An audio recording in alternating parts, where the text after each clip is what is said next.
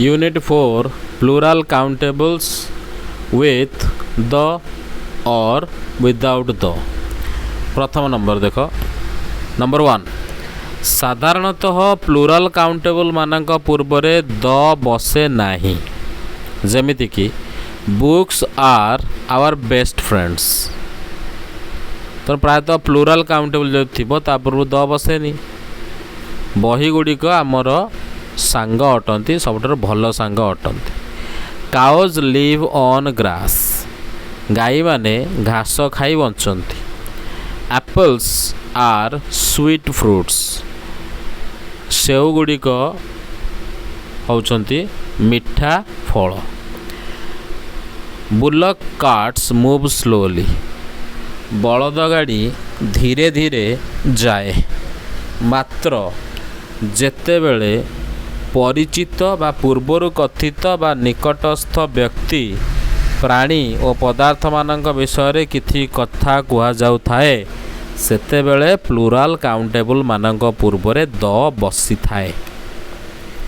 जेमिति कि उदाहरण देख, the boys came to play with me. तमाने आगुरु जानिचे जदि ताहले आमे द लगेबा, ताने से पिला माने पुणी मो सहित खेलिया पे आसिले। The gates were closed at 11 PM। मु जानिची से गेट गुड़ाक 11टा राति 11टा बेलू बंद हो जाए। I was glad to see the pictures. तेणु मुझे पिक्चर गुड़िक देखिकी बहुत खुशी हो गली। In winter the mountains are covered with snow.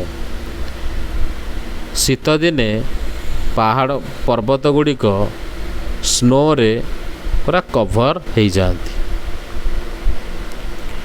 Number 2 निर्दिष्ट करी कुहा जाउथुवा बेले प्लूराल काउंटेबल्स मानक पूर्वरे द बसी थाए। The children of Japan are very fond of kite flying.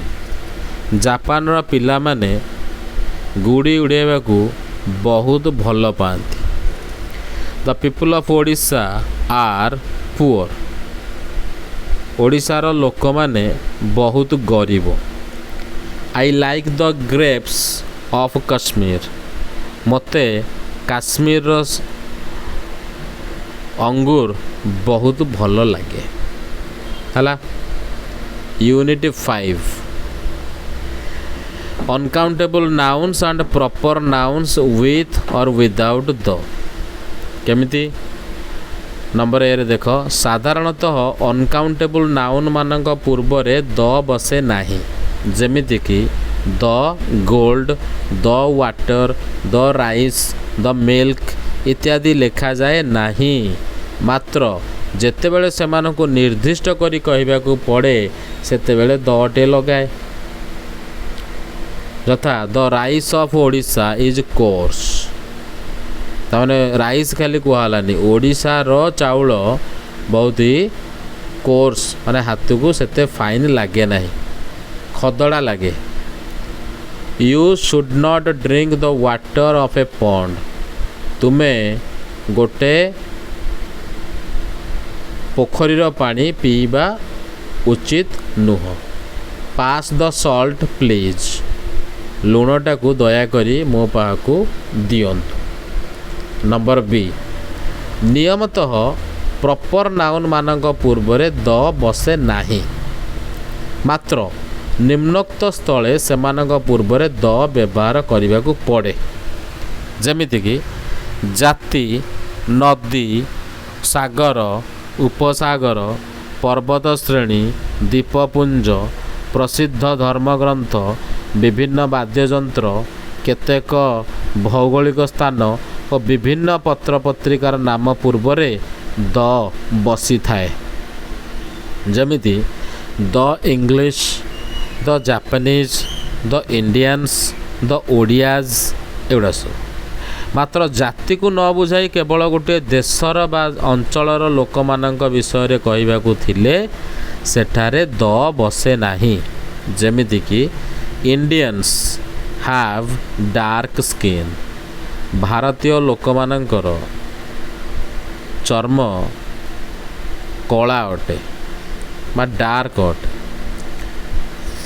ରସିଆନ୍ସ drink ଭୋଦକା, ରସିଆନ୍ସ ମାନେ ଭୋଡକା ପିଅନ୍ତି। ଆରବ୍ସ ଆର୍ ଫଣ୍ଡ ଅଫ୍ ହ୍ୱାଇଟ୍ ଡ୍ରେସ୍, ଆରବ ଲୋକମାନେ ଧଳା ଡ୍ରେସ୍ ପିନ୍ଧିବାକୁ ଭଲ ପାଆନ୍ତି। ଇଂଲିଶ ମେନ୍ ଆର୍ ବିଫ୍ ଇଟର୍ସ, ଇଂଲିଶ ଲୋକମାନେ ଗାଈ ମାଂସ ଖାଇବାକୁ ଭଲ ପାଆନ୍ତି।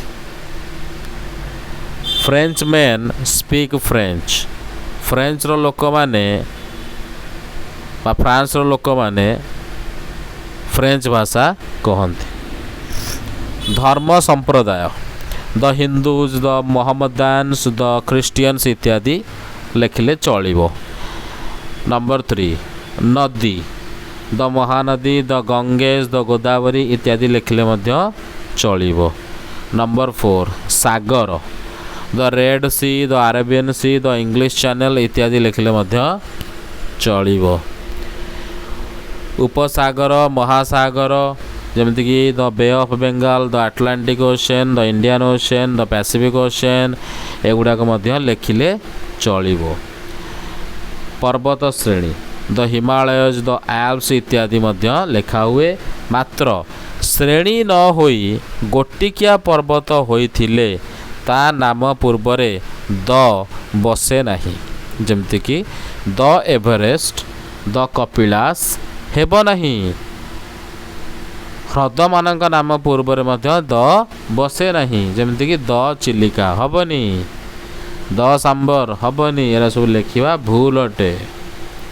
ତାପରେ ଆସିଲା ଦ୍ୱୀପପୁଞ୍ଜ, ଦ୍ୱୀପପୁଞ୍ଜ ଦ ଇଷ୍ଟ ଇଣ୍ଡିଜ, ଦ ୱେଷ୍ଟ ଇଣ୍ଡିଜ, ଦ ଆଣ୍ଡାମାନସ, ଦ ଫିଲିପିନ୍ସ ଏଗୁଡ଼ା ସବୁ ଲେଖିଲେ ହେବ। କିନ୍ତୁ ଗୋଟିକିଆ ଦ୍ୱୀପର ନାଁ ପୂର୍ବରେ ଦ ଲଗେଇବନି। ଯେମିତିକି ଦ ସେଲନ୍, ଦ ତାସ୍ମେନିଆ ଏଗୁଡ଼ାକ ହେବ ନାହିଁ, ଭୁଲ ହେଇଯିବ।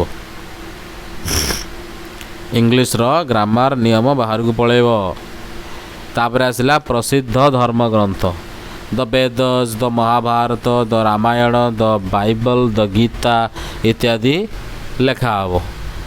ଅଳ୍ପ କେତେକ ଭୂଗୋଳ ବର୍ଣ୍ଣିତ ସ୍ଥାନ ଯେମିତିକି ଦ ପଞ୍ଜାବ, ଦ ଡେକାନ, ଦ କର୍ଣ୍ଣାଟିକ, ଦ USA, the United states of America, the USSR, the UK ମାନେ ୟୁନାଇଟେଡ଼ କିଙ୍ଗଡମ୍ ହେଲା, ଦ ନେଦରଲ୍ୟାଣ୍ଡ, ଦ ସୋଭିଏତ ୟୁନିୟନ ଇତ୍ୟାଦି ଲଗେଇଲେ ହେବ।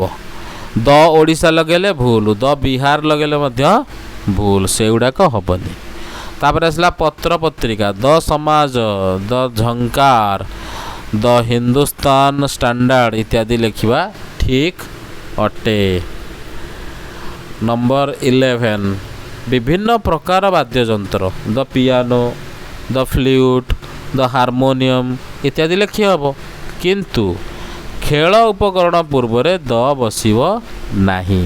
ଆମେ ଏମିତି ଲେଖିପାରିବାନି ବିଲକୁଲ, ଏଇଟା ଭୁଲ। ଦେଖ, he is playing the football, he is playing football, the volley ଏଗୁଡ଼ା କିଛି ହେବନି, ଭୁଲ ହେଇଯିବ। ମରୁଭୂମି, ଦ ସାହାରା ଡେଜର୍ଟ, ଦ ଥାର ଡେଜର୍ଟ ଲେଖିବ। ପ୍ରସିଦ୍ଧ ନୌ କେନାଲ ମଧ୍ୟ ହେବ, ଦ ସୁଏଜ କେନାଲ, ଦ ପାନାମା କେନାଲ, ଦ ମ୍ୟାଞ୍ଚେଷ୍ଟର ସିପ୍ କେନାଲ ହେବ। ସନ୍, ମୁନ୍, ଅର୍ଥ, ମାର୍ସ, ଜୁପିଟର ପ୍ରଭୃତି ଗ୍ରହ ଉପଗ୍ରହମାନଙ୍କ ପୂର୍ବରେ ମଧ୍ୟ ଦ ବସେଇ ପାରିବ। ଦ ସନ୍, ଦ ମୁନ୍ ଇତ୍ୟାଦି ମଧ୍ୟ ହେବ। ଯେକୌଣସି ବ୍ୟକ୍ତି ବା ସ୍ଥାନକୁ ଅନ୍ୟ ଗୋଟିଏ ବ୍ୟକ୍ତି ବା ସ୍ଥାନର ସମକକ୍ଷ ବୋଲି କୁହାଯିବା ବେଳେ ଉତ୍କର୍ଷ ବୁଝାଉଥିବା ସ୍ଥାନ ବା ବ୍ୟକ୍ତି ପୂର୍ବରେ ଦ ବସିପାରିବ। ବୁଝିପାରୁଛ କ'ଣ? ଦେଖ, Radhanath is the Kalidas of Odisha, ତାମାନେ ୟାକୁ ଦ ଲାଗିଲା କାହାକୁ ନା ଯାହାକୁ ଆମେ କମ୍ପେୟାର କରୁଛେ, ବୁଝିଲ, ଯିଏକି ବଡ଼ ହେଲା। ତ ତେଣୁ ଯେଉଁଟା ଅସମ୍ଭବ ଜିନିଷଟା, ଯେଉଁଟା ନୁହଁ ଆକ୍ଚୁଆଲିରେ, ତାରି ପୂର୍ବରେ ଦ ଲଗେଇବ। କାଳିଦାସ କ'ଣ ଓଡ଼ିଶାର ନୁହଁ? ତେଣୁ ରାଧାନାଥ ହେଉଛନ୍ତି ଓଡ଼ିଶାର କାଳିଦାସ ବୋଲି କମ୍ପେୟାର କରାଗଲା। Puri is the Darjeeling of Odisha, ଓଡ଼ିଶାର ଦାର୍ଜିଲିଂ ପୁରୀକୁ କୁହାଯାଉଛି। Padmacharan Pattnaik is the Bhima of Utkal. ଉତ୍କଳର ଭୀମ ବୋଲି ପଦ୍ମଚରଣ ପଟ୍ଟନାୟକଙ୍କୁ କୁହାଯାଏ। Bombay is the Manchester of India. ବମ୍ବେକୁ ଇଣ୍ଡିଆର ମ୍ୟାଞ୍ଚେଷ୍ଟର ବୋଲି କୁହାଯାଏ। ବୁଝିପାରିଲ ତ? କୌଣସି ପ୍ରସିଦ୍ଧ ବ୍ୟକ୍ତିଙ୍କ ନାମ ଗୋଟିଏ ଧର୍ମ ସଂସ୍ଥା ବା ସାମାଜିକ ସଂସ୍ଥାର ପ୍ରତୀକ ରୂପେ ଯଦି ସୂଚିତ ହେଉଥିବ ତାହେଲେ ସେହି ବ୍ୟକ୍ତିଙ୍କ ନାମ ପୂର୍ବରେ ଦ ବସିପାରିବ, ଅନ୍ୟତ୍ର ଲେଖିବା ଭୁଲ ହେଇଯିବ। ଯେମିତିକି Dalai lama will visit Puri in June next. ଆଗାମୀ ଜୁନ୍ ମାସରେ ଦଲାଇ ଲାମା ମାନେ ଦଲାଇ ଲାମା ପୁରୀ ବୁଲିବାକୁ ଆସୁଛନ୍ତି। ଦ Buddha showed a new way of life to the people of the world। ହେଲା, ତେଣୁ ତାଙ୍କର କାମ ଯାହା ସିଏ ସେୟା ଯଦି କରୁଥିବେ ତାହେଲେ ଦ ଲଗେଇବ। ବୁଦ୍ଧ ଲୋକମାନଙ୍କୁ, ଏ ଦୁନିଆର ଲୋକଙ୍କୁ ଗୋଟେ ନୂଆ ପ୍ରକାର ଜୀବନ ଜୀଇବାର କଳା ବା ବାଟ ଦେଖେଇଲେ। ଦ ଅଗା ଖାନ୍ କେମ୍ ଟୁ ଓଡ଼ିଶା ଲାଷ୍ଟ ମନ୍ଥ। ତେଣୁ ଗଲା ମାସରେ ଅଗା ଖାନ୍ ଓଡ଼ିଶାକୁ ଆସିଥିଲେ। ତେଣୁ ଅନ୍ୟ ପ୍ରକାର ଲେଖିଲେ ଦ ଗାନ୍ଧୀଜୀ ଭୁଲ, ଦ କୃଷ୍ଣା ଭୁଲ, ଦ ରାମ ଭୁଲ ଇତ୍ୟାଦି ଯଦି ଲେଖିବା ତାହେଲେ ହେଇଯିବ ଭୁଲ। ତାପରେ କୌଣସି ନାମବାଚକ ଶବ୍ଦ ପୂର୍ବରେ କିଛି ଗୁଣବାଚକ ବିଶେଷଣ ବସିଥିଲେ କିମ୍ବା ତାପରେ ଗୋଟିଏ ଗୁଣସୂଚକ କ୍ଲଜ୍ ରହିଥିଲେ ସେହି ନାମବାଚକ ଶବ୍ଦ ପଛରେ ଦ ବସିପାରିବ।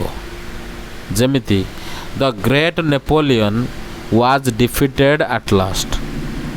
ଶେଷରେ ଏତେ ମହାନ ନେପୋଲିଅନ୍ ହାରିଗଲା। The immortal Kalidasa was a ଶୈବ।